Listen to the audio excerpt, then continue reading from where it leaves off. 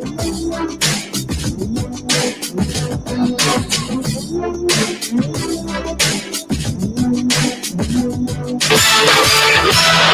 to experience the strongest radio allowable by law. Secrets will be revealed. Myths dispelled. From the studio gym where excuses never apply, it's Superhuman Radio with your host, Carl Lenore.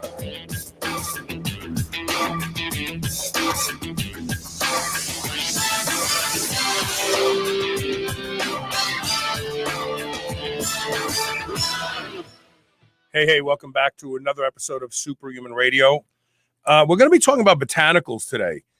A lot of the supplements we talk about on this show, a lot of the supplements I take and you take contain botanically sourced medicinal herbs, let's say. And there's a lot we don't know about botanicals. It's just like any other part of the supplement industry. There's good stuff and there's bad stuff. How do you know? How do you tell? And what should you expect? There's a lot of puffery that goes on in supplement sales, and that includes the botanical side. We're going to get to the bottom of it today with Anne Armbrecht. She just published a new book, and the book is actually called The Business of Botanicals. If you want to get it, we'll give this to you again later, shrnetwork.biz/business of botanicals. But if you take botanicals, shouldn't you know more about what is in them and how to tell if what you're getting is what you expect to get? Before we get started, we have to thank our title sponsor, and that's Legendary Foods. If you haven't tried the red velvet cake style tasty pastry, you're missing out. You won't eat protein bars anymore. These are amazing. 20 grams of high leucine, high quality protein, less than 1 gram of sugar, 5 grams of net carbs for those of you who are carb conscious. It makes it easy. Go to shrnetwork.biz/legendary to place your order. And while you're there, check out some of their other products too. They have lots of different tasty pastries now. They also have some amazing seasoned almonds and nut butters that are out of this world. Again, go to shrnetwork.biz/legendary. Use the code SHR10 for 10% off everything and anything there. Now, if you're just a little too cheap to order some tasty pastries, why not win some tasty pastries? Every day during the show, there's a secret word. The secret word is given during the commercial breaks. When you hear the secret word, email it to onair@superhumanradio.net, and you're entered to win. We're giving away a couple boxes a day right now, so your odds are good. And those of you who have won before, please sit on your hands. Because we are only awarding 1 box per address, per household. And so, I mean, I appreciate that you listen intently and you're sending me the secret word, but you can't win a second time. It's got to make its way around the audience. So please consider that. And now, without further delay, excuse me, and just let me get the artwork up. How are you, Anne Armbrecht? I'm good. Thanks very much for having me. Yeah, welcome to the show. What prompted this book? Were you a longtime consumer of botanicals? Did you start to ask yourself the question, how do I know what I'm getting is really what I think it is? So I'm an anthropologist by training, and so curious about what goes on behind the scenes, kind of by nature. And I started studying herbal medicine after attending an herb conference, the New England Women's Herb Conference, and that made me curious about traditional Western herbalism. So I entered an apprentice program with Rosemary Gladstar, and so dived into using herbs, making remedies in my kitchen, and that sort of thing. And then as I learned more with my husband, we produced a documentary really celebrating the values in herbal medicine. And as we interviewed people for that film, I became curious about the business and the industry of herbs. And herbalists talk a lot about the intention of the plants and the importance of their relationship with that plants as part of the healing power. But then they would often recommend botanicals that were bought and sold on a global supply chain. And I really wondered about that disconnect. So that's what motivated me to start this Do you think a lot of that is just the marketing? So the herbal community wants to differentiate themselves from even the traditional supplement community where they're synthesizing ingredients, and so and knowing your customer is an important component of success, and maybe that's more the the holistic approach and all like you really don't have to know the herb and have a personal relationship with the plant as long as it's what it's supposed to be that you're taking. Isn't that true? I think herbalists would say that it's more than that. That if you grow the plant that a plant is a living entity, and that there is a relationship, and that's actually what drew me to herbal medicine, because I had done my research in Eastern Nepal in an indigenous farming community where they really also had a similar relationship kind of with the aliveness of the world. And so that's what I was interested in exploring, was what does that intention or that quality of relationship mean in a global supply? Can you have both? Can plants be somehow more than just an object we consume, even as they're commodities that are bought and sold? Why do we have such problems with these concepts? We've been talking a lot lately on the show. For some reason, the discussion about why people find it hard to believe that stress is really a bad thing for them.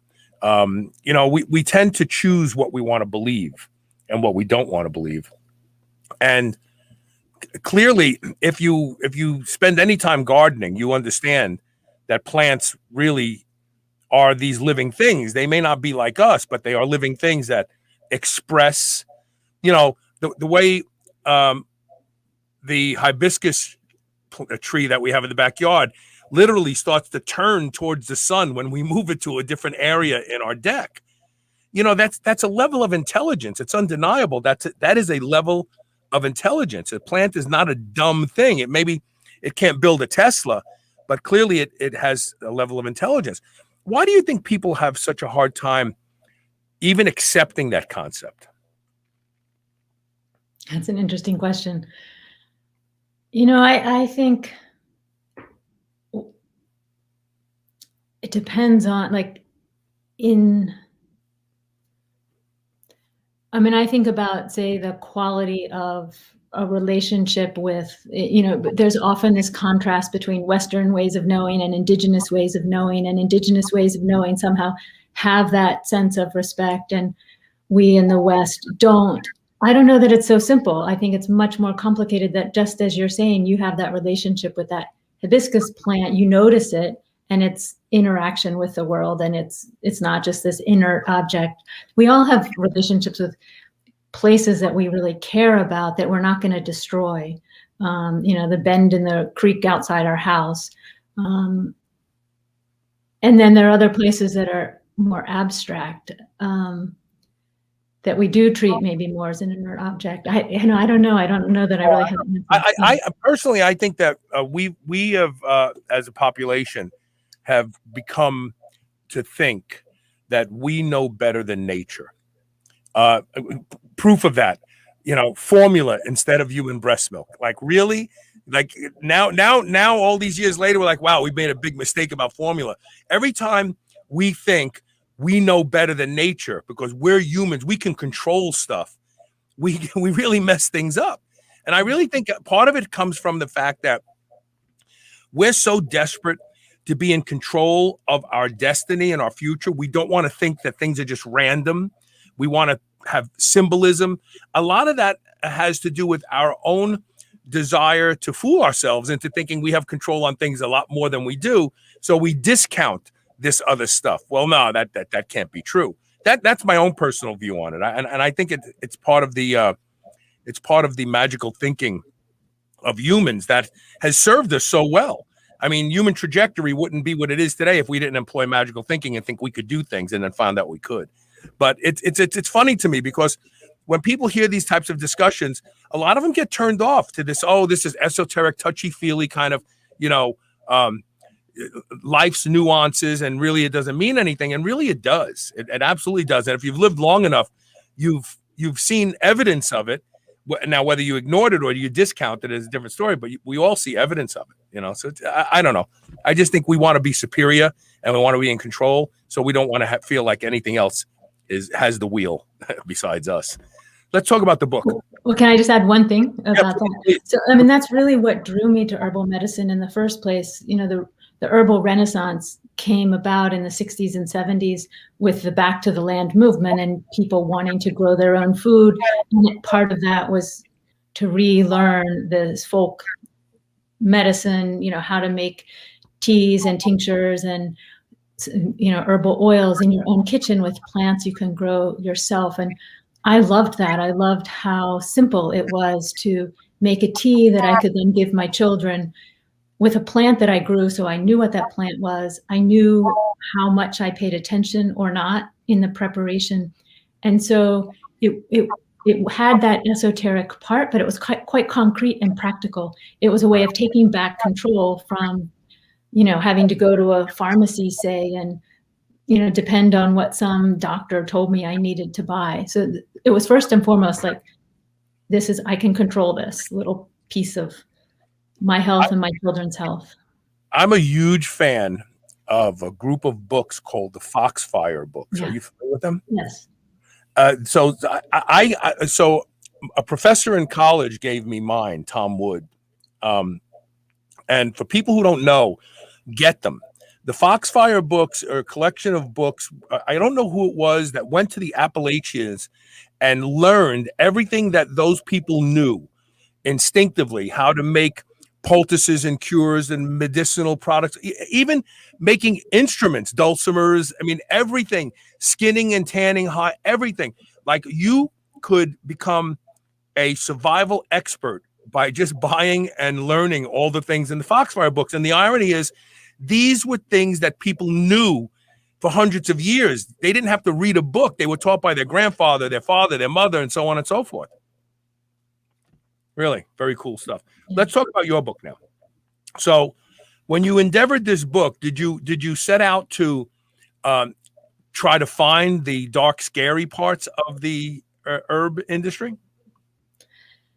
Well, so first of all, the industry is historically been quite secretive, and it's difficult to get access in general. And so if I started out as an investigative journalist, I wouldn't have gotten very far.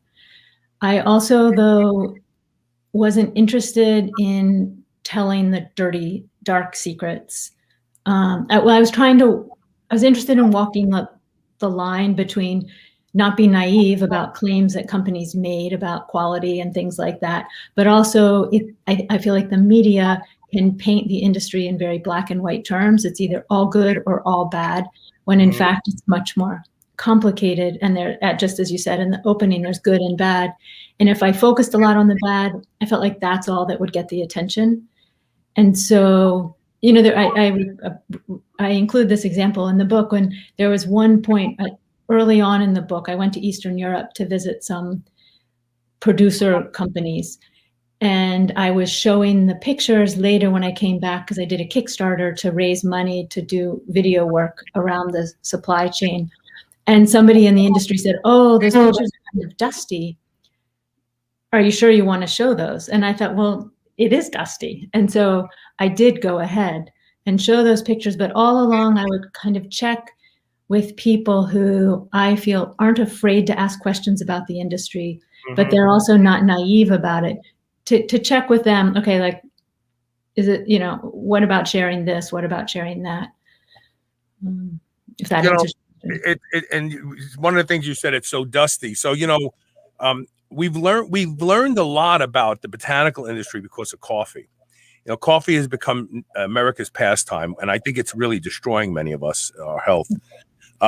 But did you laugh just now when I said that? Because I really think coffee is at the root of a lot of gut problems in the United States. But anyway, but we've learned that the quality of coffee means something. We learned the word mycotoxins. Oh my God, there's mold in coffee. How the coffee is handled. How is it when it's transported from where they pick it to the shipping centers of those countries, and where does it sit out on a dock? Do birds poop on the burlap and then the rain? Like all these questions started to arise, and so they became the goals of the coffee industry to produce better quality coffee by saying, hey, we do this and we do that. But when you think about that, and then you think about pick your favorite, like I love ginger extract. I think ginger extract is magic. I think ginger is magic. But the quality of ginger matters. Is it heavily sprayed or not? How is it handled? Is it exposed to things that, they use ethyl alcohol as a rule to spray the media that they use, the cellulose, with the ginger, so it super concentrates all of the shogalls and gingerols and stuff. But sometimes they use methanol, and methanol is very dangerous for humans to consume. And so you start to think to yourself, wow, like, am I taking a big chance by using a botanically a raw material in my supplements? And are the companies even paying attention? Talk to that a little bit. Yeah, no, those are all really good questions. And what struck me in the beginning was less about what's happening in coffee, but more there's so much awareness around food and where food comes from and how it's handled is related, connects to the quality of it. But there was not that conversation around botanicals. And to me, it seems even more important because so many people are spending a lot of money to take these products for their health without like a lot of conversation about if that money's worth it, what you're getting when you buy one herb versus another herb. And not a lot of pressure on companies to really talk about how they're making sure it's not methanol, that it's, that the, I'm forgetting the word, the things that extract. What's the it? Extractors? Yeah. The extractors, the excipients that they put in them or whatever. Yeah. Or that how they're handled, or that the stacks are clean. The customers, because in general we're not educated about what questions to ask, companies can get away with a lot. And so there are companies who do know that the quality and effectiveness of the finished product is directly connected to the quality and attention all along the supply chain. But they're competing on the shelf with a whole bunch of companies that don't bring that same attention. And so what I really wanted to do was kind of elevate the conversation and provide stories and information so that, one, we can all ask better questions, and two, that companies begin to know we're paying attention. Yeah, the other interesting thing is that there are constituents in plants that may occur in a variety of different plants, but for some reason they don't produce the same effects except in this particular plant. One that I'm familiar with is something called Raponthecum cardamoid extracts, which actually can help build muscle. And it comes from a variety of different plant sources, but the only plants that seem to be effective are the ones that come from somewhere in Russia. And so the ground has something, we think of these plants as being endowed with these special powers, if you will. But the ground that they grow in has as much to do with the what is concentrated in them as the plant itself.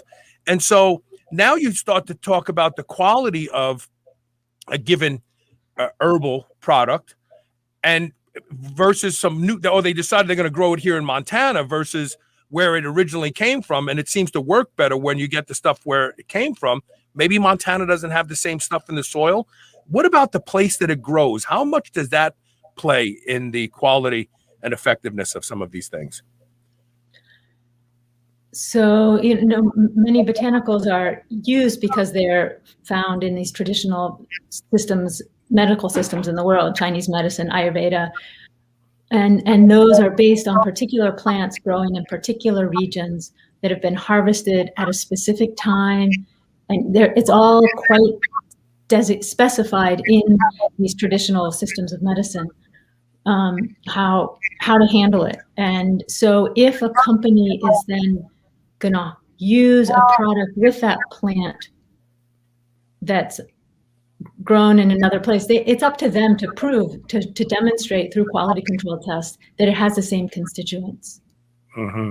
But one of the things I really wanted to ask also in this book, in the herb classes I've been in, or when you walk in the grocery store, nettles, it's just nettles, right? Or elderberry. Right. We have no idea where that's grown. And it seems to me that nettles, just as you're saying, grown on an organic farm in Vermont, say, is a different quality product than nettles wild harvested in Eastern Europe. Not that one is better or worse, but it's part of the whole bigger, if this is holistic medicine, then isn't that part of the whole? The ecosystem, the livelihoods of the wild collectors, are they just living under a piece of tin like a lot of wild collectors in the world, or do they make enough money to have a dignified livelihood? How's the health of the soil? So it's both the quality, the chemicals in the plants, but also the health of the ecosystem, I think. Mm-hmm. Yeah, and a lot of that is now starting to come out because more and more people are looking to produce quality products. Mm-hmm. We have some manufacturers who are elevating this discussion, and then suppliers start to come in to play, right? So, Sabinsa has a C3 turmeric product that is concentrated for 3 of the curcumoids that seem to be the magic in turmeric and curcumin. And Sabinsa has been really a leader in standardization and quality control on botanicals. And so you pay more for their stuff too, by the way. But sometimes I wonder, let's take what is it called? The one that people were taking for their telomeres. We just talked about it yesterday. I've given up caffeine recently, so my brain feels like it's 80 years old right now, but it'll come back. But there is membranaceous. I know the last part of it. But anyway, there is a botanical, an herb that people take as an anti-aging product, and it is supposed to increase telomerase. And it's not ashwagandha. It'll come to me. But anyway, when we first discovered it, we standardized it for this particular component that we thought this is where the magic was. Well, years later, they found out there were like 6 other components within it that were complementary. And without them, you didn't get the same benefits. So I guess my question is, when we start to look at standardization, do we really know what we're going to do? Shouldn't everything just be full spectrum and not standardized for anything at all? If the original plant was what seemed to have the magic historically amongst other populations, why do we even bother standardizing for anything? So I'm not an expert on standardization, and I can't really speak to that. And my bias is more for whole plant medicine that's extracted in simpler ways. I think for me, writing this book has been a huge educational journey into understanding the rigor of companies like Sabinsa or Verdure or Indina. There's a lot of ingredient suppliers that are doing a lot of research into their methods for extraction. And I respect the work that's gone into that. I think it's an industry with such a range from that simple whole plant, you put whole nettles in a mason jar and steep it. That's kind of where I fall on the spectrum. Right. I think that you can make a case when you need something for really serious illnesses, that some of those high quality, maybe more standardized things do have a place. I can't really speak to that. So, and talking about the ecosystem. So I had a gentleman on the show maybe 5 years ago, who when turmeric and curcumin became all the rage, and he lives in India, and he talked about, that all turmeric is not the same. And he spoke about the ecosystem. He said, in India, they have lots of diesel trucks. Lots of vehicles use diesel fuel. And if they're growing this stuff along a busy road where the diesel fuel is just, atomized by the trucks, that's what you see. It's the diesel fuel. That's not smoke. That is actually atomized diesel fuel in the air. And then it comes to rest on the plants, and they pick it and they sell it. And you're taking this turmeric extract, and it could have petroleum distillates in it. It could have all sorts of horrible stuff. So is there a way for people to, how do we know as a consumer, when I pick up that bottle, at my favorite health food store, how do I know that every step of the way, the powder that's in that capsule has been cared for and I'm not getting things I don't want? How do we even know? Yeah, right. And I have other questions, stories in the book about when I was in India, sort of similarly disturbing things that happen without, behind the scenes that we have no idea of knowing. Or in Bulgaria, we were driving and someone had spread their dried herbs out on the road on the tarmac, so that when we drove over, it was kind of the threshing machine, I guess. So there are ways to tell. Certifications mean something, in that certifications aren't perfect, but that means that there's a paper trail that goes all the way to the source. And so that means that, and that's checked. There are auditors that are going to come and make sure that somebody is paying attention to where those herbs are grown and what kind of sacks, like what sacks are stored in, is a really important thing. I saw plenty of places where non-certified herbs would be brought in sacks that were reused, and who knows what's in that sack. Right. And in a place in India where they brought them in, and it was reused cement sacks with the dried herbs, and because people don't have the money to buy new sacks, and so that responsibility for providing clean brown paper sacks or whatever kind of sack will ensure that there's that kind of oversight.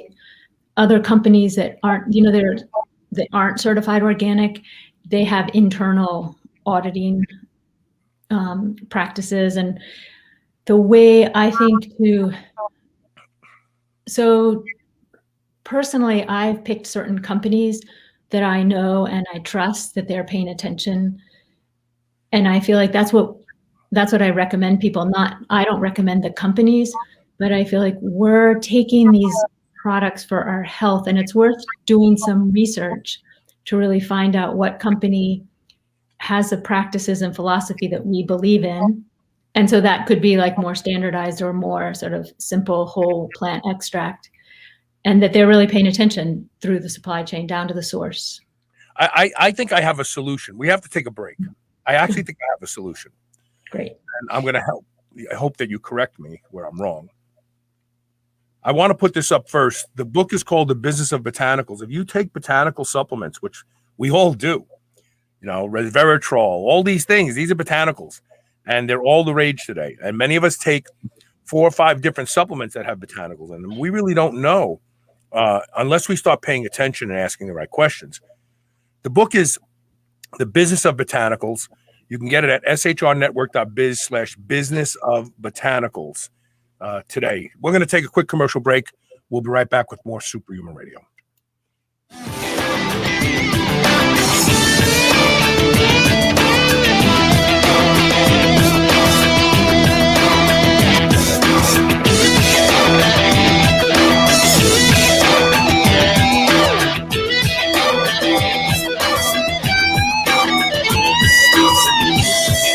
As a listener of this show, you know how important your gut is to your overall health. Bioptimizers has a potent product to heal and repair your gut unlike anything else. It's called Leaky Gut Guardian. It's powered by patented IGY Max, an egg-based protein that enhances gut health, reverses antibiotic damage, and strengthens your immune system. Available in 2 delicious powders, vegetarian vanilla and chocolate carnivore. Simply mix it with your favorite beverage. Repair your gut and power up your immune system risk-free and save 10% off. Go to shrnetwork.biz/leaky gut. Don't delay. Fix your gut today. Getting a massage post-workout is a proven strategy to facilitate better recovery. Getting to massage therapists can be difficult and expensive, especially in these times. The solution is the Meteor, a heated massage ball from Milestorm. Reduce pain and soreness and expedite recovery with the Meteor's research-backed vibration settings and therapeutic heat. It's convenient for travel and works on any body part. Go to shrnetwork.biz/Meteor and use code SHR15 for 15% off and free shipping if you buy 2 or more. Start recovering better today. The power of light can be truly life-changing and an important element for every superhuman. Because of this, I want you to experience the power of award-winning Saluma light therapy. Saluma utilizes NASA research technology to improve health at the cellular level and is cleared by the FDA to effectively treat a variety of pain, muscle and joint conditions, as well as facial wrinkles and acne. Our entire team here at Superhuman Radio uses it. Its innovative shape-taking design allows for easy placement anywhere on the body. Choose from 13 different models. For an exclusive listener discount, go to shrnetwork.biz/Saluma, that's CELLUMA, and use code SHR10 to save 10% off of one of these award-winning devices, Homeostasis. TaylorMade Health is focused on making sure you're able to perform and look your best. They are a leader in game-changing supplements and cosmetic products. Whether you want to increase strength, expedite recovery, facilitate soft tissue repair, or reduce deep wrinkles, TaylorMade Health has you covered. TaylorMade Health is also the home to Dr. Seed's products such as BPC, BPC Plus, and the Chill Pill.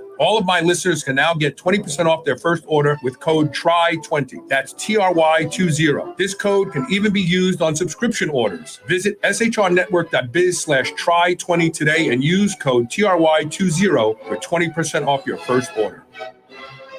Whether your goal is to build muscle or burn fat, you'll find everything you need at Redcon One. Need help getting a good night's sleep? Try Fade Out, or the most popular pre-workout supplement on the market today, Total War. Sign up for their new Transformation Challenge and win $10,000, or shop for apparel that people at the gym will know that you are serious about your training. Need a testosterone booster that works? Check out Boomstick. Whatever you need, you'll find the best quality supplements on the market at Redcon One. Go to redcon1.com. That's REDCON1.com, or go to superhumanradio.net and click the Redcon One banner ad today.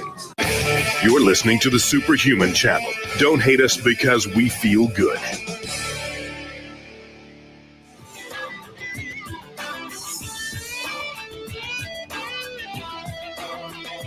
Welcome back. We're talking about botanicals today, the business of botanicals. So there's lots of big players in the supplement industry, and many of them go to great lengths to make sure that the products they are producing are exactly as the labels claim. We've heard a lot about label claim issues in the past 4 or 5 years, thanks to groups like EWG and what's the other one? The labdoor.com, where they would just randomly start testing products and putting out the results. And that shook a lot of companies up and shook them back in line.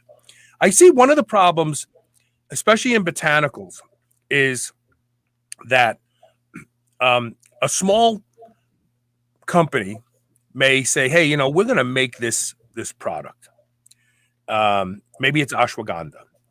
And they find a source overseas, and the source sends them a certificate of analysis or assay, depending on who you're talking to.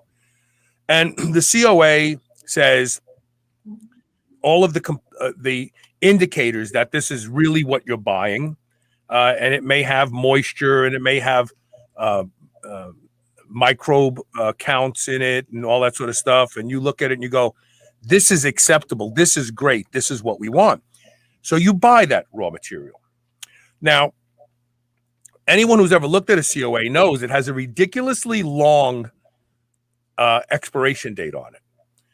Clearly, like if a COA has a 10-year expiration date on it, you have to believe that that's not the same batch they're selling 10 years from now, especially in the way of botanicals, because they get old. They go bad on the shelf. They have a shelf life. They're perishable. So a lot of these small companies don't want to then send off a sample of what they just bought to a third party to have it analyzed and get back the results and know what's in there. They rather just depend on the COA, so that if something goes wrong, they say, well, it wasn't us, it was them. They're the ones who said it was pure, not us. Wouldn't the simplest thing be for an industry-wide movement to force every manufacturer, big or small, to provide third-party independent analysis of what's in their supplement and post it somewhere on their website every time a new batch comes in, every time a new batch of capsules is being produced. Sure. Sure. Okay.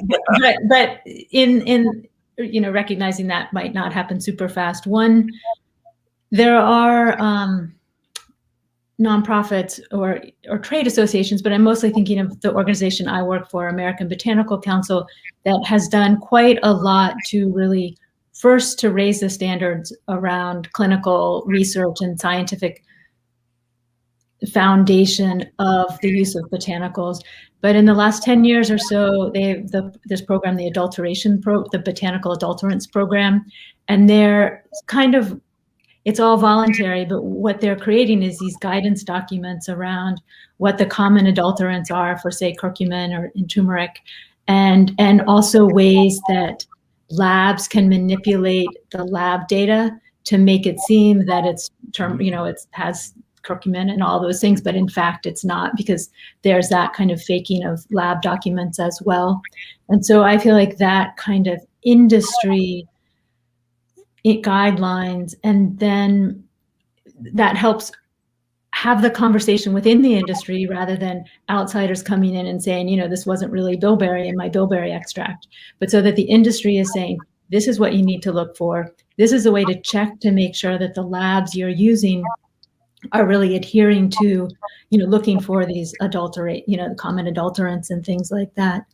And so then back to what we can do as somebody in the supplement aisle is you can go look, say, at American Botanical Council and see who supports that botanical adulterants program, and know that those companies are probably going to be paying attention to their Q of A, and they're going to be doing it right and not just letting it slip through the cracks. So I feel like that's one way, short of, I can't see an industry-wide initiative, because there's such. But the consumer can force that, So we with our dollars, and if there's a way to be standing in an aisle, look at this bottle of something, I buy bottled water from a local supplier in Lexington, Kentucky, because I feel like, I'd rather get my water close, than someplace far off. And I know the story about this aquifer, and it's been used for, hundreds of years. And so, but then I didn't know about their bottles. So one day I was standing in the aisle, and they have a number. I called, I says, do you have any questionable plasticizers in your body? And back then it was just BPA, but now it's BPS and who knows what else. But they answered my question. No, we don't use BPA. Our bottles are BPA free. Now, again, now we know there's other plasticizers that are just as bad as BPA that they're using instead of BPA. But take a second. You're going to put this in your mouth. You're going to put it in your body. There's always a phone number on every label of the manufacturer. Pick up the phone, call them while you stand there. Say, hey, do you depend on the supplier's COA, or do you guys analyze every batch of everything you produce? And where can I see evidence of that? Is it on your website? If the consumer takes a minute to ask those questions, then the pressure becomes real for the manufacturers of these products to do these things, or they know, there's someone out there that won't buy it. And soon it's going to be more than someone. It's going to be many people. Next thing you know, look, that's what happened to high fructose corn syrup. Unfortunately, the FDA allowed them to rename it 6 other things, so you don't know. I mean, there's still high fructose. Everybody thinks high fructose corn syrup is gone. It's not. It's glucose sucrose syrup. It's fructose syrup, crystalline something. They have 6 different names now. So the FDA, instead of saying, hey, get the stuff out, people won't want it, they say, we'll just let you rename it, so they'll be eating it anyway. They just won't know. But that action occurred because everybody was like, I'm not using high fructose corn syrup. The corn refiners didn't know what to do. Oh my God, we make billions of dollars on high fructose corn syrup. We can't just stop making it. The FDA gave them a back door, but that all happened because consumer level pushback occurred. Exactly. Every company I spoke with says the power of the consumer, and everyone that they will respond. And everyone also within the industry, people who are trying to push for more sustainable and responsible sourcing are constantly having conversations about which is the lead, the consumer taking the lead or the industry.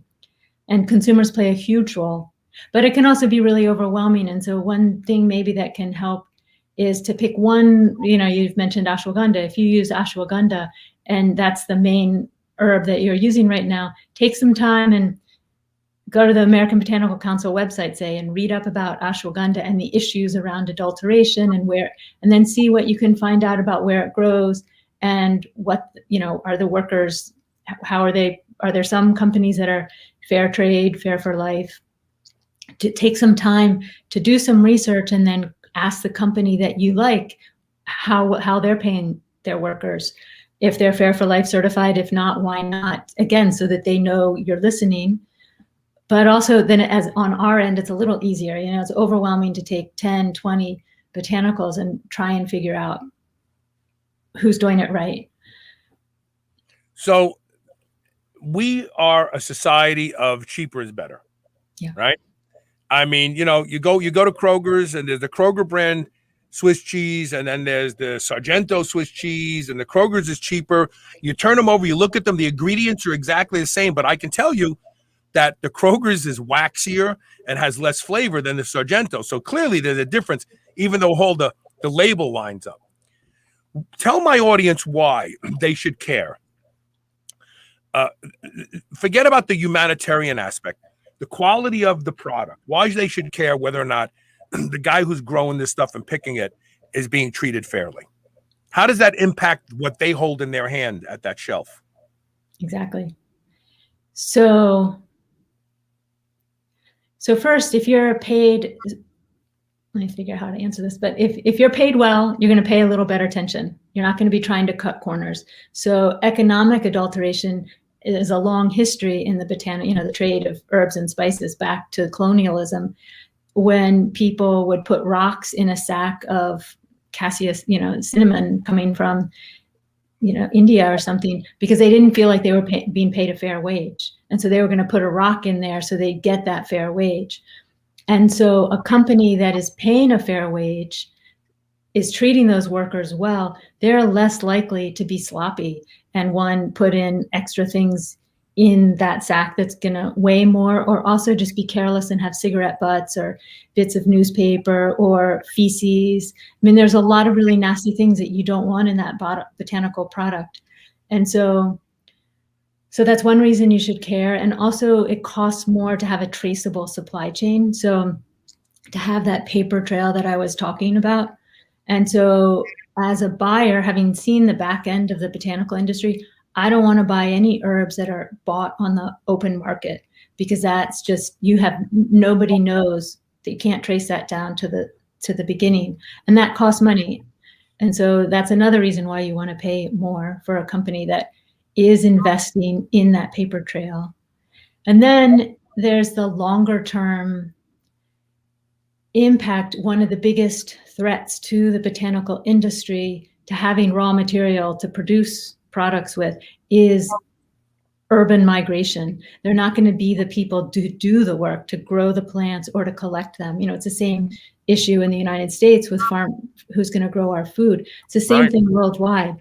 And so unless those farming communities and wild collecting communities can make a fair wage, there's not going to be anyone to do the work. And so our short, cheaper product means that maybe in 10 years, there's not going to be a product, as well as the over harvesting.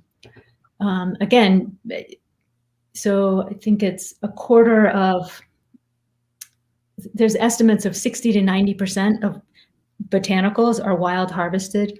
And unless by and large, the majority of that, there's no oversight into where they're being harvested, whether they're being over harvested, and whether in the long term there'll be those plants in 10, 20, 50 years, or whether the ecosystem will still be there because of urban development or things like that. And so paying more for a product from a company that is investing in making sure that their resource assessments on the viability, that the plants are regenerating and they're not being over harvested. That again is in the your long-term interest as well, if you want to have that product in 10 years. Right. Chicory finds its early roots in being an adulterant for coffee, because coffee beans were very expensive and drinking coffee was expensive. And they discovered that, hey, if you put like half chicory root and half coffee beans together, that people can't tell the difference. And, this happens in taverns too, right? You ask for the top shelf bourbon, but you didn't realize they filled it up with Old Forester and put it back up there. So I never thought about it, but you're right. Economics dictate the quality of the product you get. And that's in every aspect of our lives. You're right. The book is, I'm going to give this again. The book is called The Business of Botanicals, and you can get it at shrnetwork.biz/Business of Botanicals. We're going to take our last commercial break. We'll be right back with more. Stay tuned.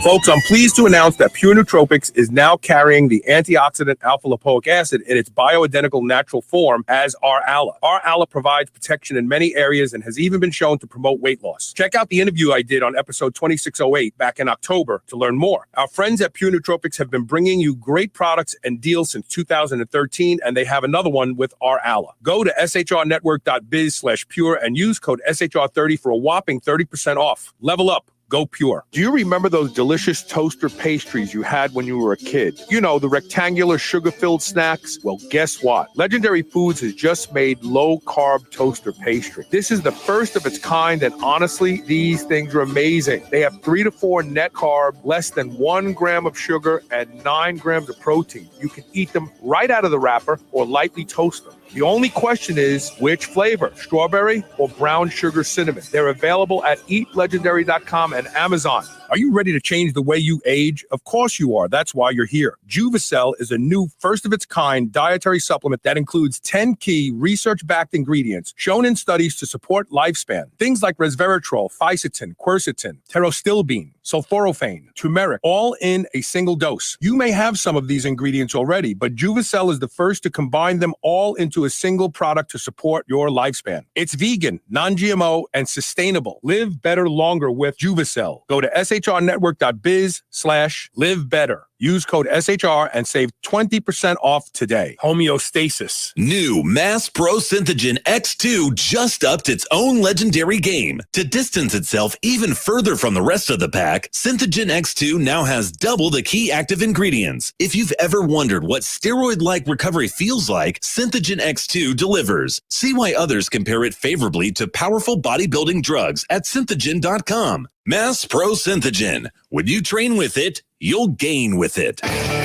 You're listening to the Superhuman Channel. We're ripped and we're ready.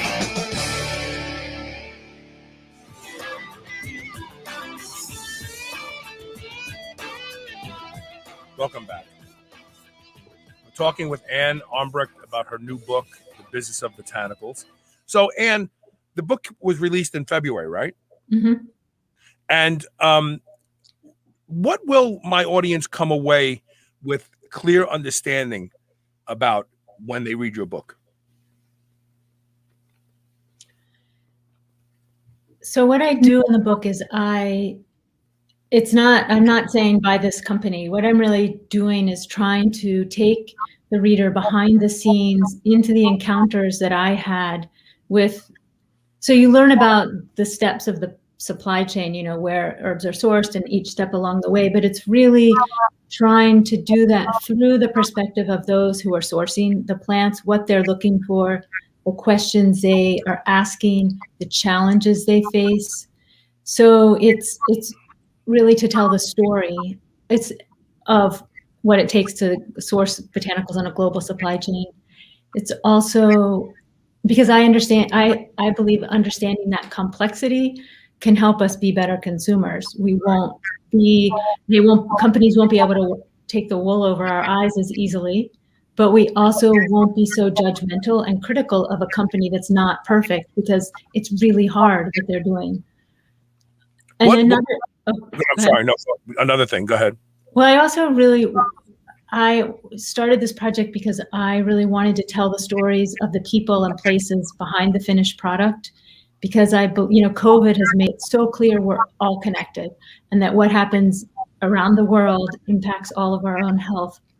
And I believe the first step to being more responsible is to create that empathetic connection with the people on the far side of those products, so that it's not just us and this product, because when it's just me and a product, all I care about is how that product's going to help me and how I can save money. But if I see the people and the places that are impacted, I feel like that helps me be more responsible. So what can you share with us any of the encounters you had that really shook you? Or, I know you went into this expecting certain things when you started to see behind the scenes, but were there any events that really took you by surprise?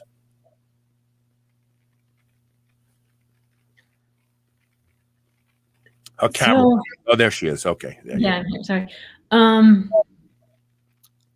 Different things. One was, I'm not from a manufacturing family. And so a lot of the surprise of the scale of mechanization, some of the really complex finished processing is quite elaborate, manufacturing these huge steel vats. That was surprising to me, to really understand that aspect of herbal medicine when I kind of came to it, holding hands in a circle in a meadow singing songs. Another thing was learning to see, like, what are the things to be concerned about and what are the things not to be concerned about, or to be less concerned about. There's a lot that's really shocking in rural India. What I was talking about, the cement in sacks. This one herb trader he showed us this huge warehouse of dry, dusty plants, and he said that's what he would sell to his buyer unless they asked for better quality. If they didn't ask, he wasn't going to give it to them. And so there, I could have written a whole book or two on that kind of a story. I chose to just tell enough of that to say, this is why you want the other one. This is why you want these positive stories. And so the positive stories that I found were where people really go above and beyond, the bottom line of the work they're doing, because they care for the people who are doing the work, and they care for the plants, and they care for the planet. So I really try and talk about those stories, and in a way that helps inspire us all to do a little bit more of that, I think. Yeah. Interesting. Very interesting. And I know that I've never really thought about it before. I mean, I buy supplements that have botanicals in it all the time, and I've never really given much thought to it, but now I will. Right.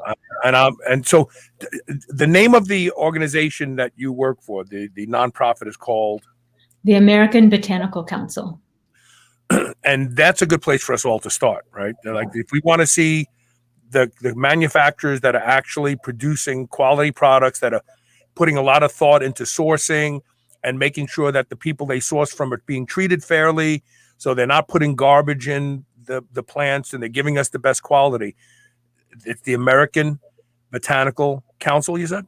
Yeah, and then within that, so the program that I started is the Sustainable Herbs program, and that's under the American Botanical Council, but it's a separate website.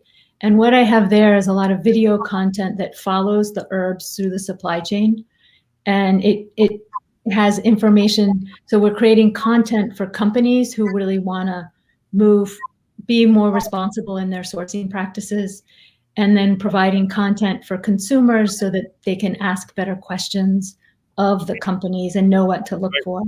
Right. And another place to look for companies is the donors of the Sustainable Herbs program. Those are companies who are really willing to invest their resources in a program that's trying to elevate this question and conversation in the industry as a whole. So that, to me, that's a sign they're willing to put their money behind it. Right. They're just not saying it for marketing purposes. Right. And thank you so much for being here today. Thank you so much. It's been great to talk with you. And we didn't have any dropouts of cameras. This worked out really great. Thank you so much. Take care. We'll have you on again, I'm sure. Take care. Okay, great. Thank you. All right. So, and then tomorrow is Friday. Tomorrow, Anthony Roberts is going to join us to talk about the history of anabolic steroid laws, when they started, why they were put in place, and how they've impacted populations who find themselves looking for hormone replacement therapy and now being lumped into this anabolic steroid pile. It's to be fascinating to have Anthony on tomorrow. That's it for today. I hope you heard the secret word. We played it twice during 2 breaks. If you heard it, email it to onair@superhumanradio.net, and you will be entered to win. And we'll see you tomorrow with more Superhuman Radio.